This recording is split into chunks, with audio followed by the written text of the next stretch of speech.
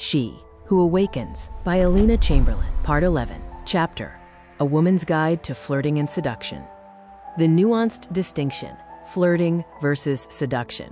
To master the art of attraction, one must first distinguish between its two primary pillars, flirting and seduction. Flirting is the lighthearted, playful dance of social interaction.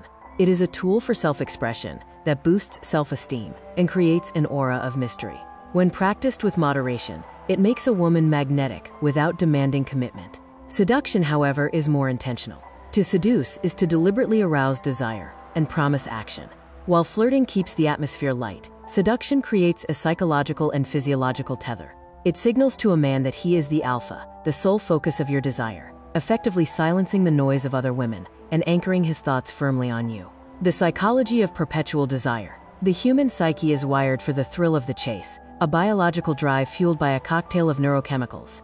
In long-term relationships, the initial spark often fades as routine takes over. However, seduction is the antidote to domestic stagnation. By keeping a man in a state of mild sexual tension, you trigger the release of adrenaline, the hormone of action and novelty, alongside dopamine and oxytocin.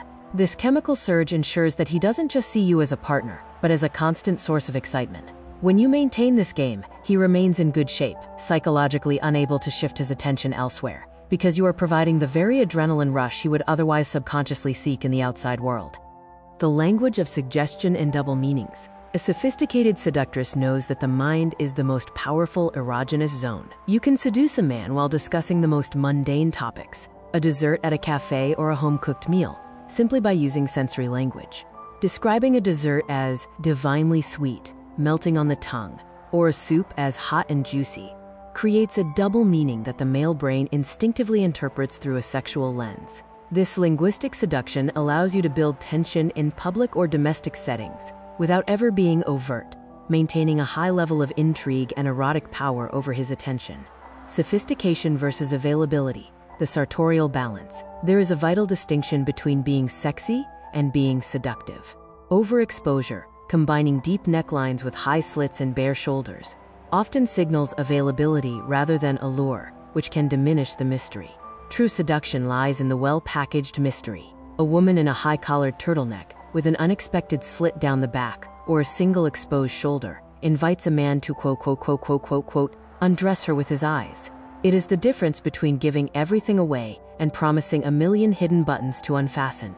By choosing classic feminine silhouettes, pencil skirts, stockings, and elegant heels, you tap into timeless archetypes of the feminine lady that men find inherently captivating. The mastery of self-enjoyment. The ultimate secret to successful seduction is your own pleasure. You must enjoy the process of being interesting, desirable, and powerful. When you take pleasure in your own movements and the control you exert over a man's attention, your confidence becomes an irresistible force. Knowledge is your secondary tool. Learn what your man values, what his goals are, and what triggers his admiration. Whether he is a new flame or a husband of 20 years, the game never truly ends. By staying in the role of the seductress, you don't just keep him, you keep him captivated. Discover the secrets to nurturing your lifestyle and love style at Wish for Love. The electronic version of all chapters from the full book She Who Awakens by Alina Chamberlain can be found at wishforlove.org.